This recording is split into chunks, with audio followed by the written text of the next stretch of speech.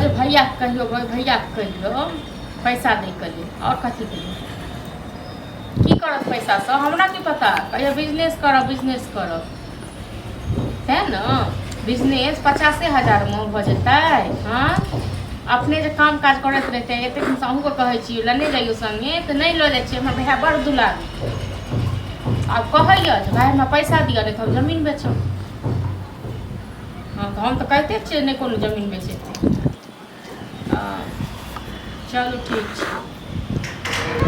रहते तखन न लोग कहलिए मुझे हैं कहलिए नहीं है भैया के संग पैसा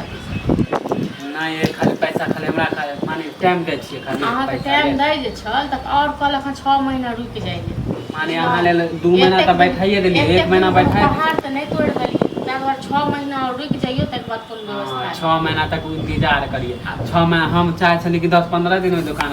अहाँ के चक्कर में 2 महीना पैसा त राखल छै ने ढेरी त सीधा कंपनी आ हां त नहीं दे के माने त सीधे खोल के बोल दो ना त झूठे के कला कहै छै 1 महीना रुक 2 महीना रुक रहतै तखन देत अहाँ जे कोनो जमीन जथा पर जे मुंह बेने छी हां त हम अब अंतिम में देख लेलो कोई चारा नहीं बेच देबा नहीं बेचना है त एगो बात अहाँ कहू जे अहाँ कनियो लाज लिहाज य कि नहीं य अहाँ के बैसे के खुएबो कर हां कपड़ो लता के आ तै के बाद अहाँ के बिजनेस करे के लेल रुपैया दे आ त कोन हम चोरी करे लेल मांगे छी हैं बिजनेस करे आरो अहीं के ना ठीक रहत कमाए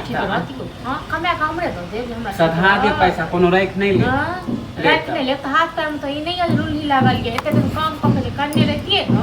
तखन त नहीं हां त एते पैसा एते दिन में तुरंत 50,000 में कोन बिजनेस होई छै आइ त पहले हम 50,000 लगेबे धीरे धीरे न लगेबे कि कहां से हम 4 लाख लगेबै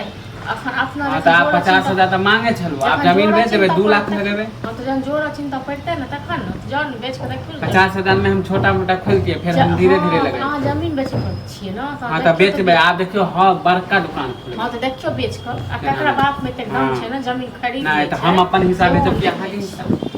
कथी का हिस्सा यौ कथी का हिस्सा नहीं बाप रे अपन पेट पालले ने भेल हां कखन तक आ हिस्सा कथी के नहीं हिस्सा तो के पूरा जमीन है के